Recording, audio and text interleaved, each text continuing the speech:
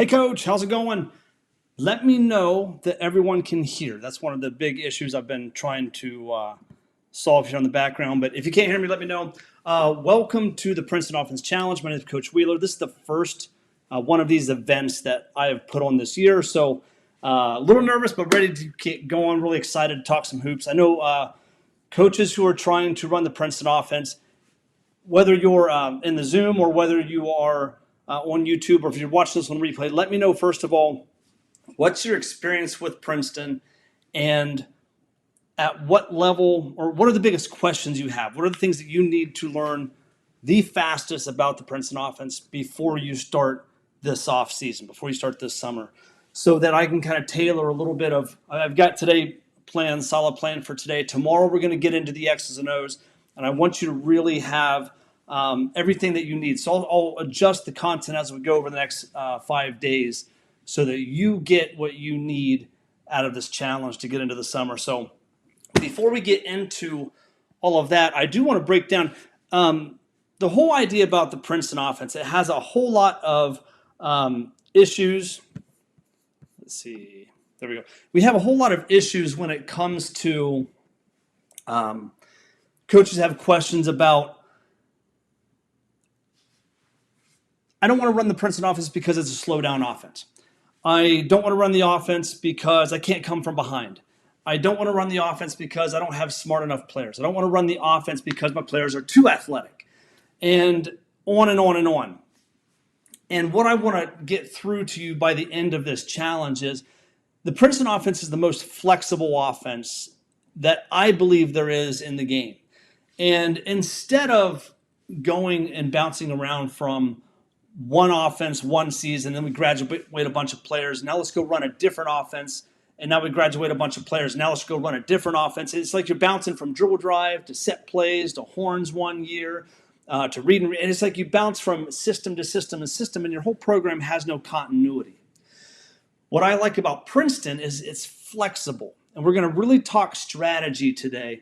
And I'm diving deep into strategy. I've read all these books. I'm trying to go through them again for this summer. But here's the Pete Carril Smart Take from the Strong.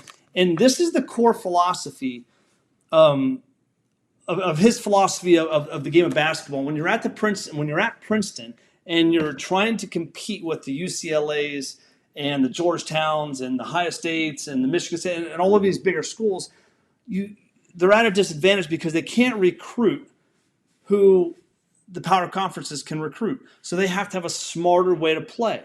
And the fact that the Smart Take from the Strong, it's about strategy. Right? We can play a smarter way and force our opponents to play the way that we want to play. Takes away from their strength. All right, emphasis our strength. All right, I just got this book in the mail today. I've not read this book. If you look this book up on Amazon, it is. I'm not kidding. I think there's one on Amazon, one on eBay. I think I got the last one on eBay, but it's like $500. It's crazy, and I have not been able to find it anywhere.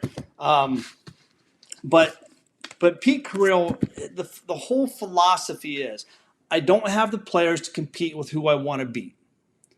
All right, and it does not matter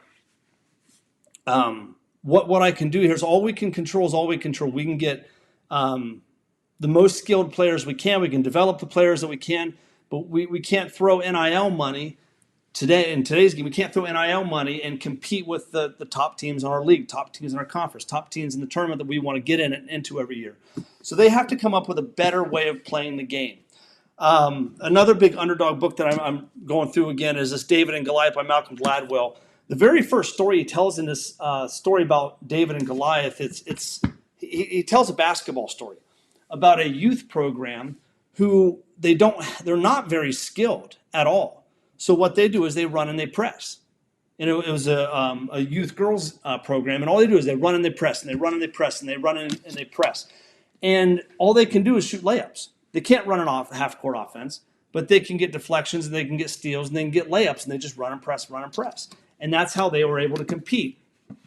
And then this was a fun one. I got this one just out of high school. It's Amarillo Slim and a World of Fat People. And if you've ever seen the movie Rounders, Matt Damon brings up Amarillo Slim, and he calls him, this book calls him the greatest gambler that ever lived.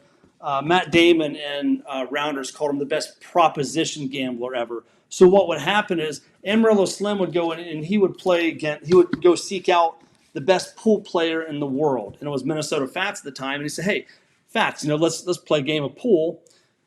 And they played for what, $500, $1,000, whatever it was. And he's like, "But there is a little advantage here." It's like, "I tell you what, I'll play you for this, but I get to furnish the sticks." So what he would do is he went. And they put the pool cues down. He went into the janitor's closet, comes out with a broomstick, and they played pool with a broomstick. But what Minnesota Fats didn't understand was that Amarillo Slim was practicing with the pool with broomsticks, his entire life, or a few months, whatever, leading up to that.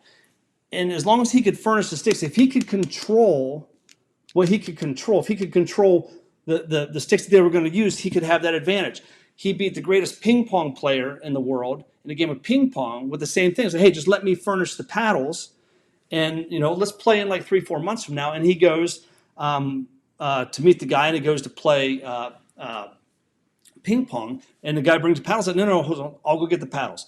So he goes and grabs 2 glass Coke bottles out of the Coke machine. And he's like, here's your paddle, here's mine. But the last 3-4 months, all he's been doing is practicing ping pong with these Coke bottles. And the pro has never played, all right, with those with the glass Coke bottle as a paddle. So he could control if he could control the proposition in the game, right? Advantage him, right? And it's the same approach that I like to look at Princeton when it comes to how we're going to compete with teams who are bigger, faster, stronger than us. Now, it doesn't matter if you are the underdog in every game of the year or if you're the underdog in the last game of the year. Eventually, you're going to have that 1 or 2 teams or 10 teams that you say, we have to beat this team. If we beat this team, we get over the hump, we get to the next level. If we can beat this team, right, we can win a state championship or a national championship or a league championship. It doesn't matter where you're at. There's always going to be, if you're not the most talented, there's at least one team on your schedule who is. And if that's the team you're trying to beat, you have to have a strategy of how you're going to beat them. All right. So let's pull up my slides here, and we'll go through day 1 of the challenge. We'll try to get through in about 60 minutes. Try to get done by 10 o'clock. I know we're starting late, but my son, try to get him to go to bed, try to keep him in bed. And so we have to go a little bit later than what I would normally do. So day 1 of the challenge, all things equal, talent wins. Right? And this challenge is designed to objectively evaluate and measure your personnel, compare them and contrast them with your opponent. And that's, I think, one of the biggest mistakes we make. And I'm going to go off on a tangent here. But we want to do that with the goal of designing competitive and winning strategy, utilizing philosophies and tactics of the Princeton offense. And what I mean by this is, when I was a young coach, all of my mentors would say, look, you're dealt a hand, and you have to, if you've got a group of players and you want to run fast or run dribble drives, like, well, you can only run the type of offense of the players that you have. And that stuck in my mind for a long time, and I would always kind of abide by that.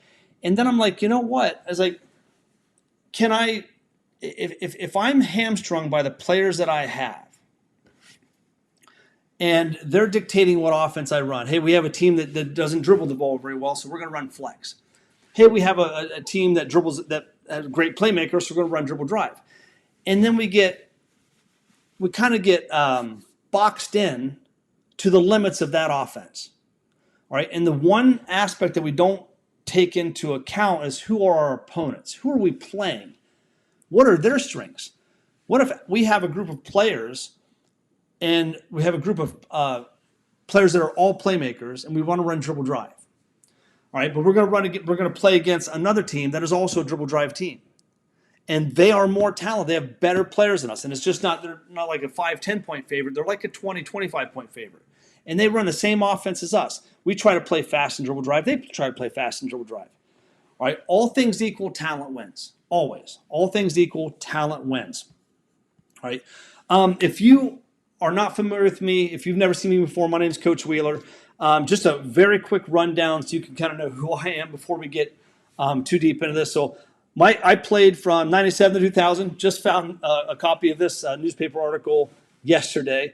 And then after that, I went to Ohio State University. I was a practice player for the women's team there for 3 years, basically 2.5. Beth Burns final her 2 years, and then Jim Foster halfway through stopped using. I learned a lot from Jim Foster and his assistant coach Pete Gaudette during the time, and it was I got to practice. I didn't care about playing. Just having that structured basketball, I loved it. It was a great experience.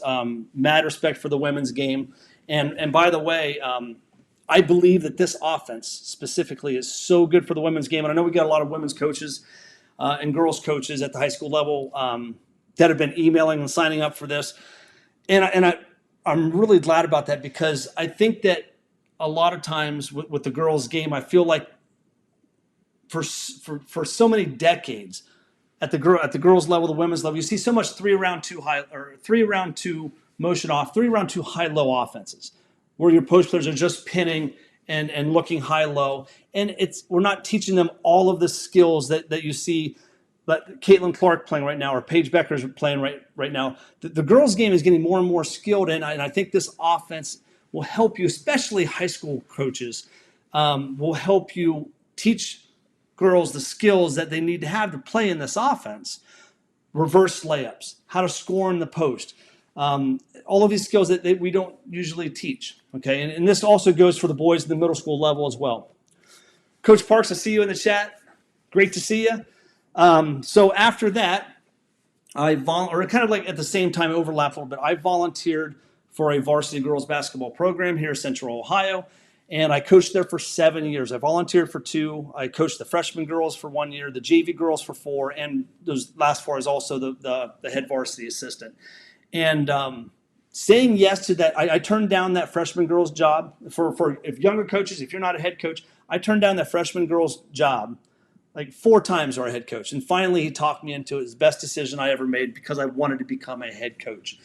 And then I became a head coach, varsity boys coach, went from girls to boys, which was kind of a hard jump back in this time. I'm also not a school teacher, so that also kind of made things a little bit difficult for me to find a varsity job. But for 4 years, I was a varsity boys coach, rebuilt a program there, did pretty well.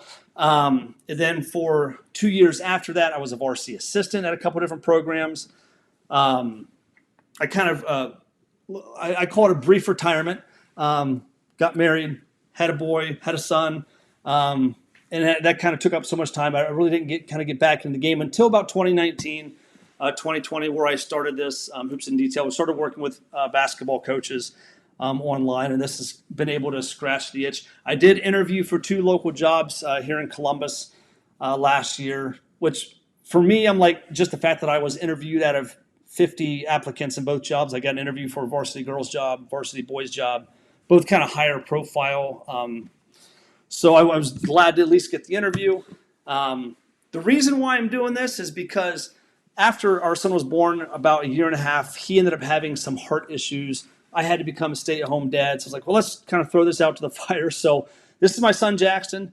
He's doing great. He's super healthy right now. But like I said, I did have to become a stay-at-home dad. That's kind of why I started doing this. If I were coaching basketball right now, I would never be sharing any of this Princeton offense stuff. When I got hired as a varsity boys coach, I would not even give my playbook to my assistant coaches in the fear that they might leave or give it to someone else. And I just did not want to give any of this away. And I kind of was brought up with that old school Princeton philosophy. Is like, no, this is ours. Go learn it on your own. Jackson was helping me coach an AAU team one summer, and then here he is. He played on his first youth league team. So that's the reason I do it. If you have been getting emails, if you're a VIP, I'm going to send you some documents that we use in this challenge so that you can fill out. And you don't need the documents, but if you like these, I kind of made them real nice ones. So you can kind of see where you stand. And this is something that I would do religiously with my players. I'll send you this link, coaches who are VIP, so that you can download all of this. But I've got a core playbook that'll help you out. And actually, if you're VIP, you actually should be getting access to my whole 100-page playbook. So if you want to go through all of that, you'll get access to that. We're going to do practice plans together. I think on Thursday. I got to double check, but on the challenge day that we do practice plans, I will give you not only a blank one, but you'll get a copy of all of the actual practice plans, so you can see how we build up to and install this. Coaches will say, "Hey, I don't want to run Princeton; it's too complicated. 1, it's complicated to learn, but 2, it's complicated to teach and break down. And where do I start?" Okay, that's what we're going to be breaking down. I'm pretty sure that's on day 4. I would always do this on yellow legal notebook paper. As I would write down, who are my varsity players, who are my JV players, who are my freshman players, who are my swing players between varsity and JV, who are my swing players between freshman and JV.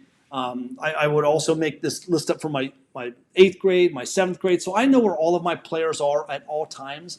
And parents don't like to hear this, but we evaluate players every day. Every day they're in the gym, we're evaluating them. Every day that they're in the weight room, we're evaluating them. We're seeing it's just natural. We're seeing who's getting better.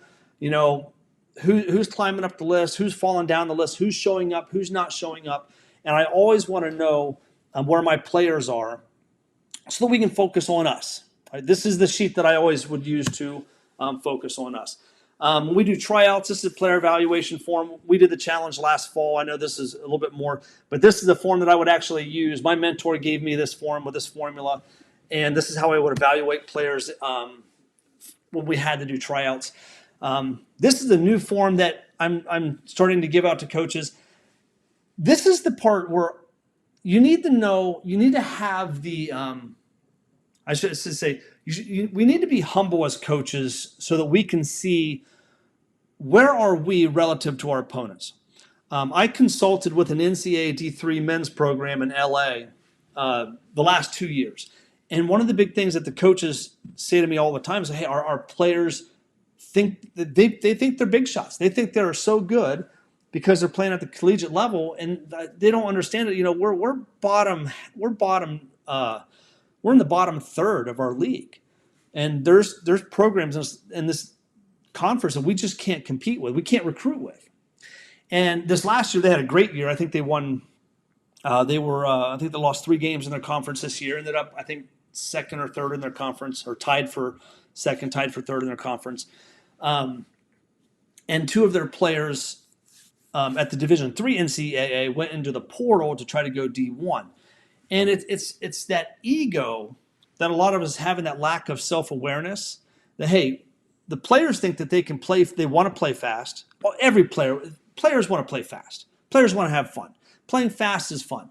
You know, but for me, you know, winning is more fun than just playing fast. I want to win. And some nights we're going to play fast. Some nights we're going to have to slow it down just because of that strategy that we need to implement.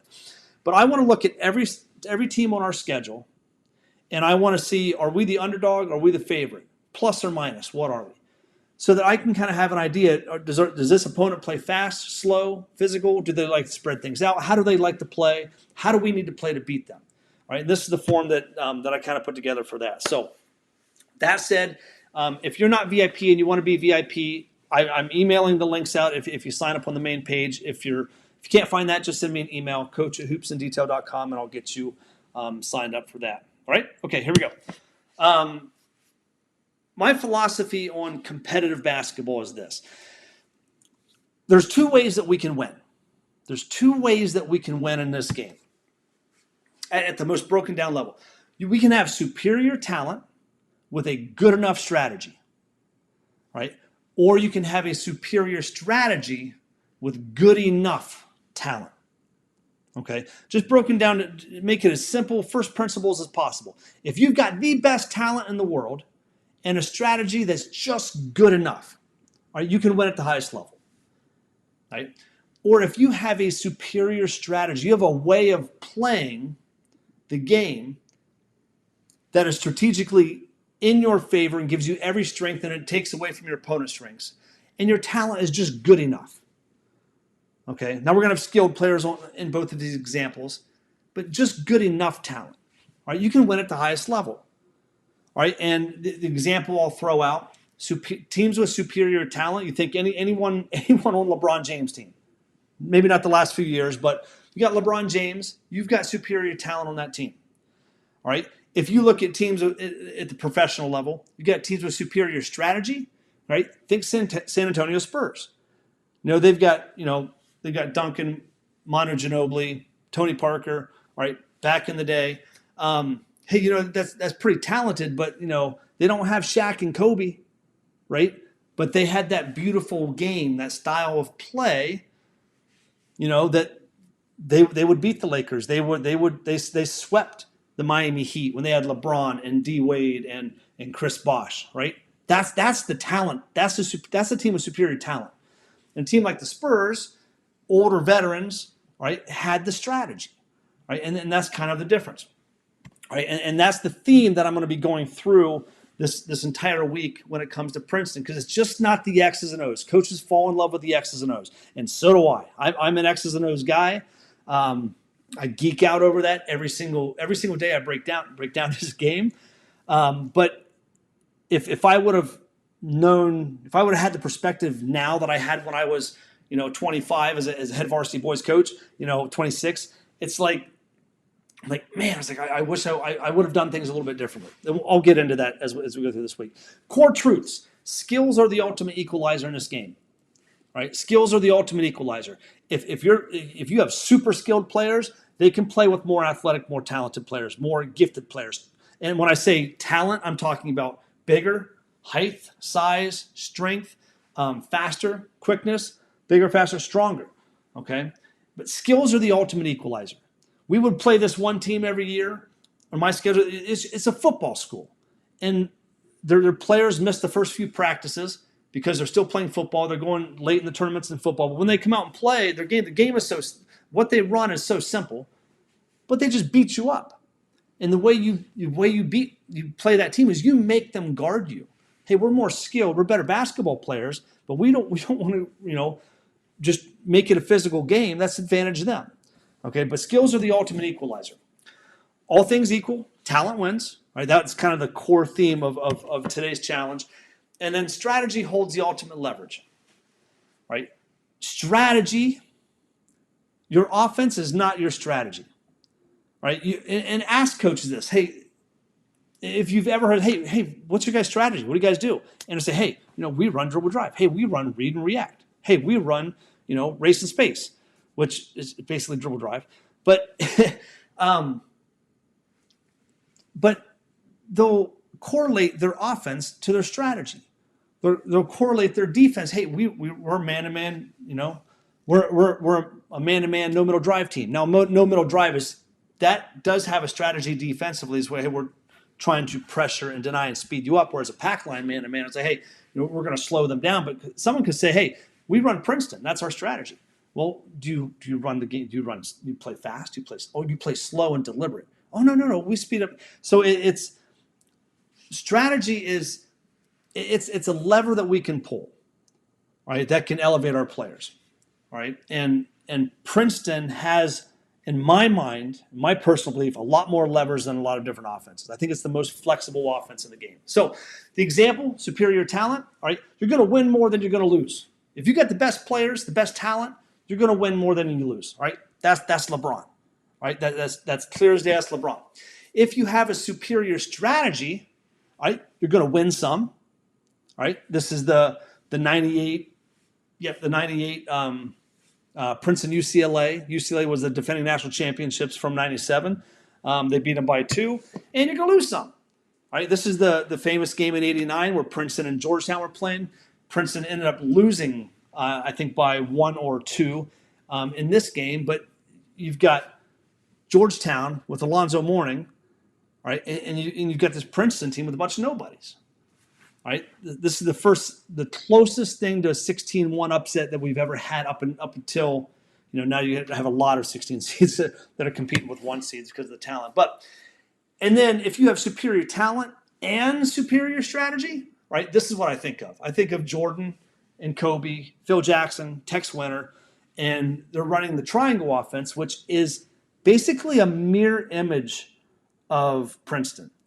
I've got old Pete Carrill tapes going through his offense, and I swear somewhere in those tapes he says that basically he thought Michael Jordan would be great inside the Princeton offense. He's like, but the big difference is when you're running Princeton, we throw the ball to the wing and we cut away. And in the triangle offense, they throw the ball to the wing and they overload and they form the first triangle. And it's very similar. You can actually break down the Princeton offense like, oh, there's a triangle here, there's a triangle here. But the strategy was the same. If I threw the ball to the wing, we do this. If I throw the ball up top, we do this. All right. There's a lot of different, and I'll use a little bit of examples of how Princeton and triangle are built that way. So, all right. So style of play, strategy. When it comes to style of play, all right, there's 4 core ways we can play. We can play fast and push the tempo. And when I say play fast, the strategy is we want to play faster than our opponents feel comfortable playing. Right? If we can play faster, right, advantage us. Right? I say this all the time. Talent loves volume. Right? If you're a very talented team, you want more volume. More shots we get up, hotter we get, All right, faster we play, talent loves volume. All right, so if we're the more talented team, we want to play fast. We want to push the tempo. All right, the second way is play deliberate. All right, slow the tempo. All right, and in this situation, it's like, hey, if we want to slow the game down, it's because maybe we're not as talented. Maybe we're not as tall. We can't get offensive rebounds.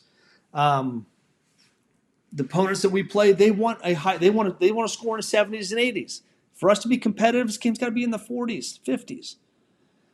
All right. Our opponents want to play fast. We're not going to let them because that's their advantage. We're going to take that away from them, force them to play our game. How many times have you said that in the locker room? Hey, make them play our game. Okay, run our offense better, right? That's how the players hear that. They're like, hey, we need to make them play our game. And the players are like, oh, we need to do a better job executing our offense. We're missing it, right? We miss it right there. That's not what it is. Our opponents want to play one way. We don't want to let them play that way. All right? And you can use it, and you can go another dimension down here where some teams want to be loose and play, and then teams that maybe are more talented sometimes are less disciplined. So sometimes I'm not very skilled, but man, we are crazy disciplined. Right? I'll get into that when we talk about like motion offenses and stuff later on. We can play physical, a third style of play.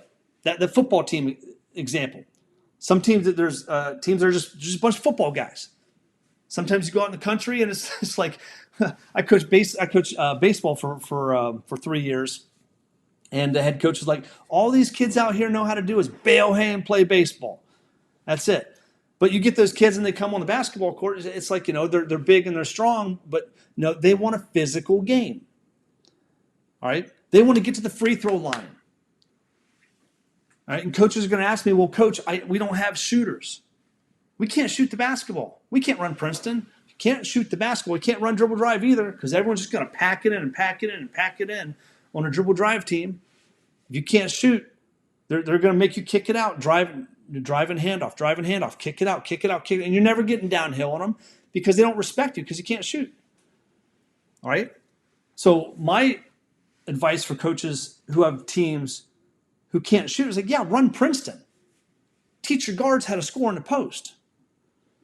If your guards can score in the post, all right, or if your guards can understand how to play with their back to the basket, your guards, usually your more skilled players, our big is horribly unskilled. Our guards are skilled, but man, they can't shoot a lick. Teach them how to score in the post. All right? And we do that. We teach all of our guards to score in the post. But now you got guards in the post who over time are going to learn how to get fouled. Learn how to get fouled to get to the free throw line. All right? Can you at least shoot free throws? Give you a chance to score. Hey, we can't hit threes. We can hit free throws though. All right? Teach them to play physical. Here's a team. They want to be cute. They want to be. It's kind of like Peyton Manning and the Colts. They want to run that. I think how the Patriots describe it. Oh, they got those cute white and blue uniforms, and they want to throw the ball. And Bill Belichick's, it's like we're going to make this a muddy grind. All right. The Patriots are like, let's make this a physical game. And the Colts wanted to be finesse. You have those teams that want to play that way. Say, no, we're not going to let you play that way. We're going to get dirty in this game. It's going to be a physical game. We're going to get to the free throw line. We're going to shoot more free throws, or we're going to make more free throws than you attempt. It's that mindset. That's a strategy.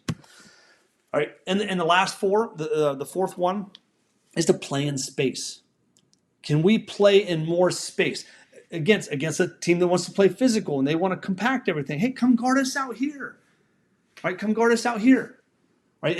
And 5-out offenses are extremely popular. The Princeton offense has a 5-out offense. Right? I'm gonna break down all of the core four actual series in the Princeton offense at the very end of today, so we can kind of a good handle going into tomorrow. But some teams you want to play in space. Right? We want to spread you out. Right? It's just Princeton in '89. We got Alonzo Mourning, and Princeton's big guy was 6'8", 6'9". but he was not an inside presence. He sure wasn't Alonzo Mourning, but he played 40 feet from the basket. They just backed him up and backed him up and backed him. He'd come all the way out here. They're 5-man. And Alonzo Mourning was sitting right here. And then they'll start dribbling at going back door. And it's like, come guard us out here. Right? You got that traditional big man, but hey, we've got a big man that can shoot threes. Come guard us out here. Right? And I've got a great analogy that I'll use later for that. I also tried to do this many ways because coaching, a lot of coaches just want to skip right over strategy, go straight to the offense, go straight to the X's and O's. And I really wanted to hammer this point home, so I tried to do it in another visual way. If you have a similar strategy, think about it this way. If you have a similar strategy, let me get this a little bit bigger for myself here. All right. If you have average talent and you're playing a team that has average skill, there's going to be a gap. There's a gap there. The team with the average talent is going to have a gap, an advantage over teams with an average skill. This is all things equal. Talent wins. There's a clear competitive gap here. Right? With average talent, the potential you guys have is you can have a winning program. You can have a winning season, right? And if your strategy and execution is at a 4, well, that's about all you can get to with average talent and average skill. Oops. Right? If you are running a similar strategy, both teams run dribble drive, both teams run Princeton, both teams run flex, whatever it is. Both teams run up tempo. Both teams want to slow it down, whatever it is. Right? If you have superior skill, right, and average talent, superior skill now can overtake the talent. Right? There's a competitive gap here. We are not super talented. We are crazy skilled. And you guys still have average talent. Okay? We can overcome that with skill alone if we're running the same strategy, playing fast, playing slow, playing physical, playing in space. If both teams are playing the same way, there's that gap.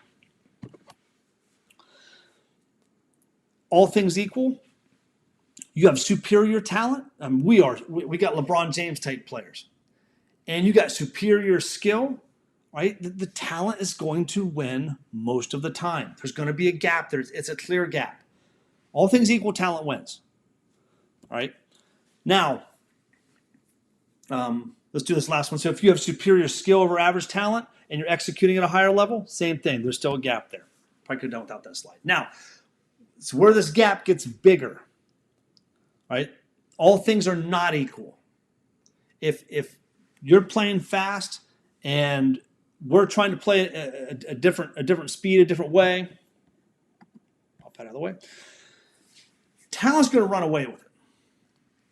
Right? Superior talent is going to run away against a team that is average skill. Right? If there's the more talent versus just average, that's when you get those 20, 25 point games, 20, 25 point victories. Now, if you have that same team, all right, I should say this should still say, hey, we're both running the same offense, we're both running the same strategy. Superior talent's going to be up here, average skill, that gap's going to get bigger. Now, if you take that same average team, and right now they're at a 6 execution, strategy and execution is at a 6 with both teams. If we bump up and say, hey, the superior talent team is their strategy and execution is at a 6, but that average skilled team is now executing at a 10, right? Look at the difference between the gap between this average skilled team and this average skilled team, right? They can close the gap where if this team that is averagely skilled is running Princeton and they're executing like crazy, right? And they're just skilled enough. They don't have to be the most skilled players. They don't have to be a team of Steph Currys and Klay Thompsons. But if they're just skilled enough and we can get them to force a style of play onto that talented team. If this talented team wants to run and gun and score 80 points, if we can hold them to 50, if we can hold them sub 50 by making them guard us on the offensive end, to limiting their offensive rebounds, to limiting their fast break points, all right, we can close that gap. And if we can get that gap that close, plus or minus 5 points, anything can happen in the last 2 minutes of a basketball game. And you give yourself a chance to win. And that's the core point that we're trying to hammer on here. Now, Kobe Bryant said that him and Phil Jackson talked a lot about accidental basketball, and it drove him crazy. He's like, I hate accidental basketball. It's that drive and kick stuff. You never know who's going to get the ball. You never know where they're going to get it. And there's a when you're playing at the level that Kobe was talking about with this accidental basketball, he's like, you know what? We had everything planned out in the triangle. We knew that this team's going to guard us like this. We knew we're going to get back doors off that pinch post against this kind of team. We know this team kind of sags off of us a little bit, so we know we're going to get a lot of DHOs and dribble handoffs, and we know we're going to be able to screen on the back. You know, they were able to know by the way that the other team was going to guard them. Not that they were trying to speed the game up, but some teams go under screens, some teams chase you over screens. You see it everywhere today. But they're like, I hate accidental basketball. And when I saw that podcast, I'm like, I was like, light bulb. That's exactly the thing that I hate that. Right? I want to play strategic basketball, playing with a purpose. Right? Now, that doesn't mean that I want to control the game and slow the game down like crazy. No. If we're more talented, we're gonna make some adjustments, use some of that flexibility. We're gonna speed the game up.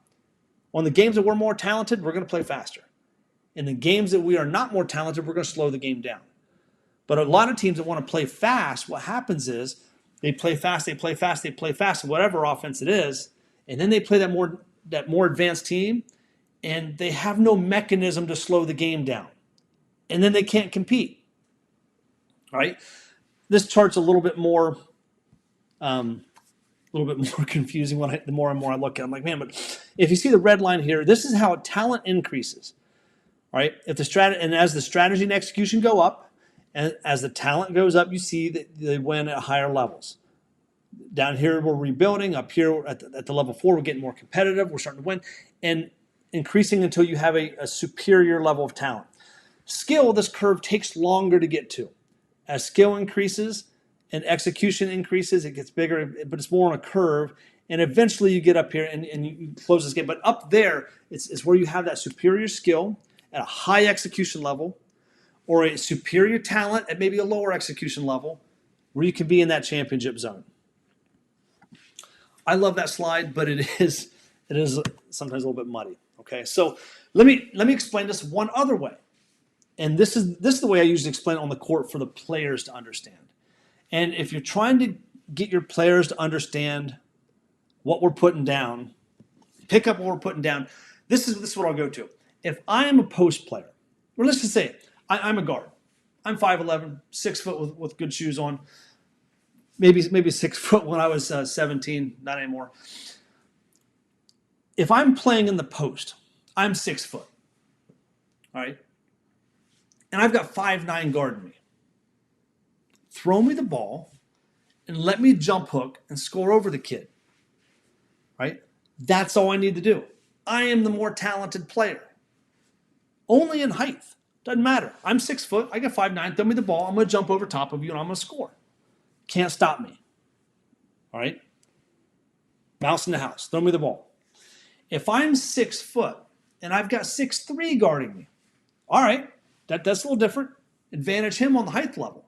I can't just jump hook over that top of that kid. That kid can wall up, get higher into the sky. He can jump with me or higher than I can. I can't score over that kid with a traditional jump hook. I can't drop step on that kid. He just walls up, and then I'm back here doing this kind of stuff. If I'm 6 foot and I'm 6'3", I need to have a higher level of skill. So we teach players how to score with a hook shot. Right? With a hook shot, I can extend and score over top of a taller player. So all these Princeton offense programs, they still teach the hook shot, because a smaller player can score over top of a bigger player, because I can create separation. Creating separation is the name of the game. And I make sure the players understand this. Every time we run a clinic, every time we run a camp, we go install the offense for a lot of teams across the country. It's like, look, if you can't create separation on a cut, you can't score. If you can't create separation with the ball, making a good move, you can't score. If I'm in the post one-on-one, hey, if I'm skilled and I can finish, and I've got a hook shot, I can score in 6'3". I can score in 6'4". I've demonstrated this And again, I'm much older now. I'm in my middle 40s, and I'm scoring on 6-7 in the post, demonstrating. I'm like, kid, okay, play me 70%, but try to block it.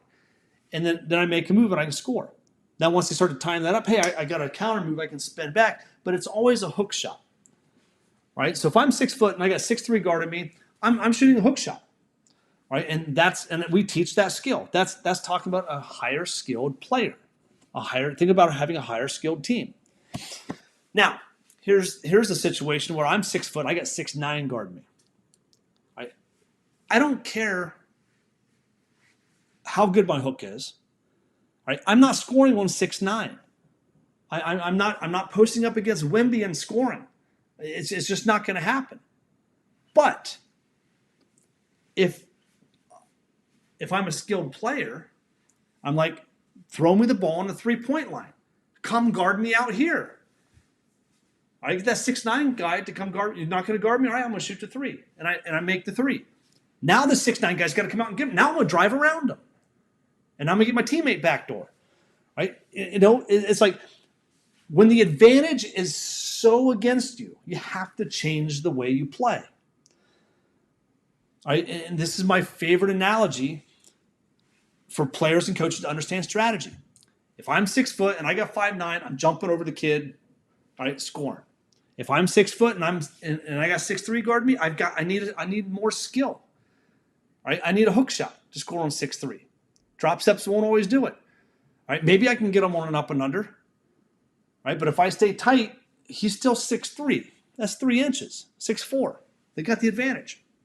But if I'm more skilled, if I have a smarter skill, right? It's the smart take from the strong. If I've got a smarter way to play, hook shot, okay, I can score on 6'3". If it's 6'9", dude, I'm not posting you up.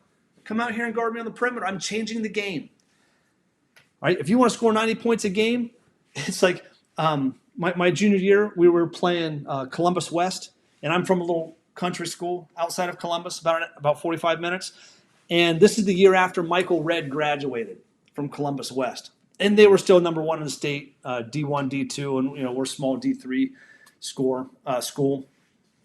And one of the seniors jokes like, hey guys, we win the tip, we get the first bucket, it's 4 corners. And that is exactly it. That would have been the best way for us to compete with that team, is to keep the score as low as we possibly can. It was a joke, but if you have a style of play built into your offense, that offense can carry out the strategy of how can we, sometimes your offense is going to be your best defense. All right. Princeton in the 90s, Air Force early 2000s were always in the top 5, if not leading the country in scoring defense. But in my mind, their best defense was their offense. All right, and we'll get into that down the road as well. Okay. If you guys have any questions, pop them in the chat. If you're watching this on replay, pop those. Just hit replay, put your question, and I'll come back and I'll check them out. Okay, we'll leave these replays up all week as we go through the challenge, probably through the weekend. Okay, now, kind of wrapping up. I said we're going to try to get out of here by 10. The core X's and O's. And I'm going to try to do this a little different than I usually do. I'm going to break you down, and hopefully these slides pop up well. There are 4 core offenses, 4 core series in the Princeton offense. Coaches, when they're like, how do you really describe the Princeton offense? Well, I like to say it's a structured motion offense. One of the guys I learned from, Dr. Jim Burson, he was the head men's coach at Muskingum University. We can go down the lore of Princeton, but he was the first guy who would actually share it and give it away, only if you put in the work. But he called it the optional phasing offense. So the players have the option to phase from one series to another series to another series. I love that definition. I just call it a structured motion because I want my players to have an option to go left and to go right? So it has motion concepts. We're still setting the same kind of screens. We can go backdoor, we can curl, we can pop. We're doing all the same stuff motion does, but there's more structure to it. There is a pattern. Another way that I can say it, it's like 4 offenses in one.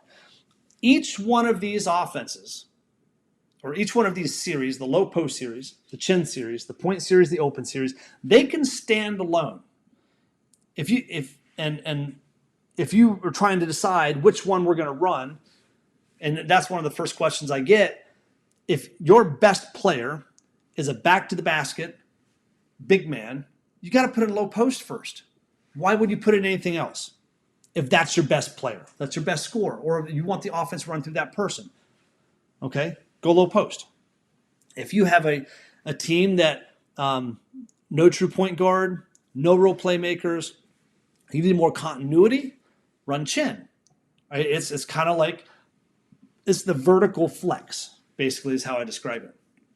And then if you have a team that's got a whole bunch of playmakers on it, maybe not a low post player or a dominant low post player, but a big that can handle the ball, the point series is where I'm going to go first. If your best players are your playmakers, are your guards. If you got 2 or 3 guards that are playmakers, point series all day long.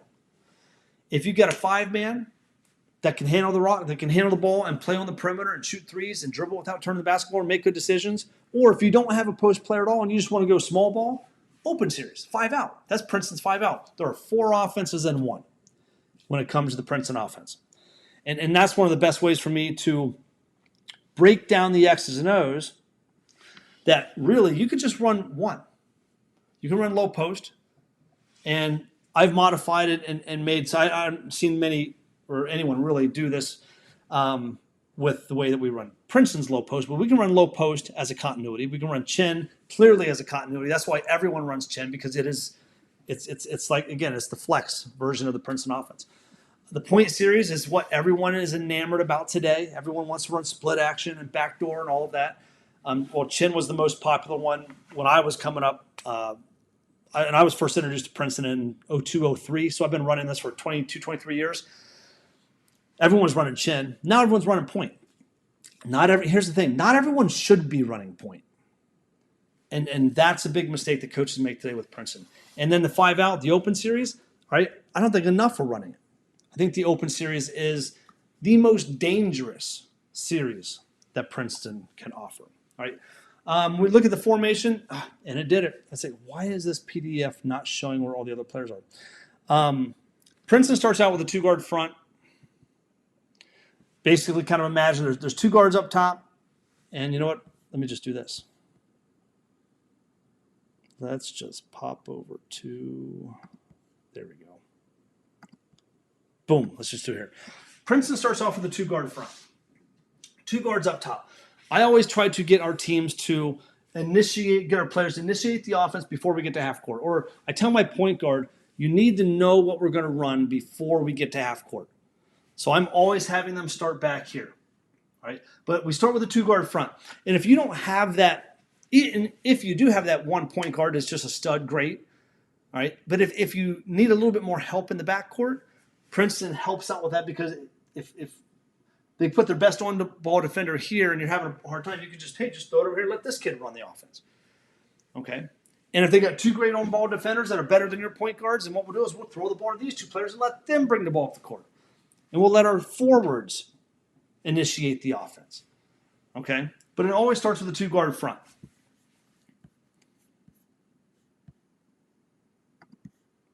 Took that way too far away. Now we go. Let's see if these work. Okay, the low post series. This is going to be the core formation of low post. And we're going to talk again. We're going to break down the offense more tomorrow, but it's going to initiate with a guard to wing entry. So guard to wing. This means low post. And what happens is when I'm working with teams and coaches, a lot of coaches want to run Princeton because they don't want their play. They don't want to call plays from the sidelines anymore. Hey, I want my team to be more independent. So I want to run Princeton because of that. I want the kids, I want the players to call the offense. I want them to see what the defense is doing and then make the right decision on their own. So I'm not screaming my head off, like an idiot on the sideline. Hey, go run this, and then everyone's got to go run to those spots. Hey, run this, and now everyone's got to go find this spot. That's why I hate set play offenses, because, if one set play doesn't work, find the point guard, dribble back out to half court. What now, coach? And you call another play, and then everyone's got to go find their spots. And, anyway, throw the ball to the wing. We cut opposite. We fill the point in the wing in the corner, right? And you come up with this formation, right? This is what, and this is kind of the screenshot I kind of want you to, in your head, if you can screenshot this right here. See, this is the beginning formation of low post, right? And I think we're going to try to touch on this on day 5 a little bit. We're definitely going to go into it with the VIPs. But one of the other big thing that coaches struggle with when it comes to Princeton is how do you connect everything? How do you make it flow from one series to another? And a couple things you need to see is you need to recognize the formations. All right, when you see this formation, this is how low post begins. And then once we go through low post tomorrow, you'll see how low post ends. Because we'll get to a certain point where low post is over. All right, when we run chin, and for some reason it's not, oh, maybe you can see it. I can't see it, but you know what? I'm looking over here. You guys maybe can see it. There's a delay. Let's see if it works over there. Nope, you guys can't see it. I don't know why all the players aren't on my drawing here. But if you're running chin, right, chin is going to begin with a certain formation. And when chin is over, so you're going to go back screen, drift screen. Once you get off the drift screen, you drive and kick. Chin is over. Okay? So we know what chin looks like in the beginning. Let me pop back over here so I can do better justice. Where chin is going to look like this in the beginning, where the 5-man is going to leave the low post, come up high. Then we throw a 2-pass reversal. We're going to come off of our shuffle. We're going to run chin. Again, tomorrow is the day I'm going to break all of the X's and O's down. But chin begins a certain way with a certain formation like this. And the way that it ends, okay, will look a certain way. The 4th series is the point series. And point's going to look like this. Now, if you notice, the point series looks just like the low post series. You got point, wing, corner. And the only difference is the 5-man is not in the low post, they're at the elbow. They're at the high post. And this is how point is going to initiate. This is the initial formation of the point series. Now, once you run point screen away, point over the top, point down the middle, point opposite, and anything that you run out of the point series, any core action or any counter, right? You go run point screen away. It's going to look like this to start, and then you're going to go run point screen away, and then point screen away is going to finish a specific way, all right? And when point screen away is over, point's over, and you have to see, well, what formation did we begin with? What formation did we end with? All right, and then 5 out. Clearly, for some reason, it's a PDF, and we can't see it. So you got 2 players on the wing in this diagram. The Princeton's version of 5 out, right, is an open post offense. Let me pop back over here so 5 out is going to look something like this. We'll get here multiple different ways, but this is how Princeton's 5 out. And if you wonder what's the difference between Princeton's open series, Princeton's version of 5 out, and everyone else's? And it's essentially this. Everyone else, when they're running 5 out, if you're watching someone play, it's like, well, how do we know what Princeton is versus what everyone else is doing? Everyone else will go pass and cut, or pass and screen away, or pass and go ball screen. The way you know it's Princeton is this. It's going to initiate with a dribble at, back cut, or a dribble at, handoff. Right, if you have your 5-man and they dribble at someone, all right, you can say, okay, that looks like it's influenced by Princeton. All right, but the 5 out series, Princeton's open series, is going to initiate with those 5 players out just like that. Is great because there is no established help side. Okay, and when there's no help side, it's like, man. Jim Burson called this spot where you can see where the ball's at the top of the key with your 5-man or your guard. He called that the garden spot because when the ball gets there, things grow. Right? And the open series, probably my favorite if I've got the players to execute. If I got the big that can dribble pass, can make the good passes down low, can make the passes up top, or if I'm playing small ball, I'm trying to find every way that I can to get the open series into my offense. If I got the players. Okay, so tomorrow we're actually going to start and we're going to go heavy X's and O's.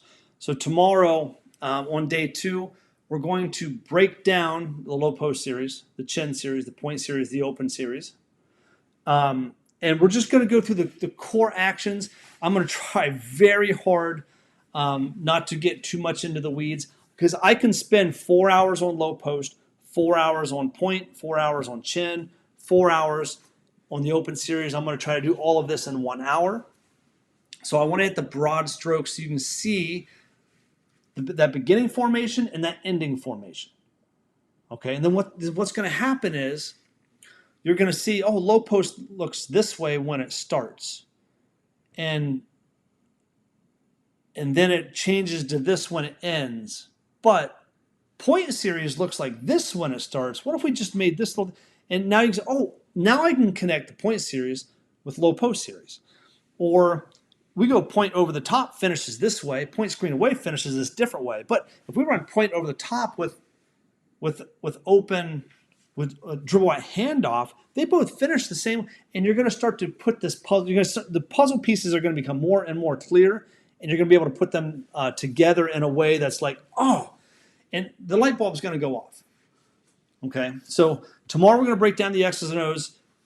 And the thing about Princeton is it manufactures offense. If you don't have players that can just go make plays, it manufactures offense.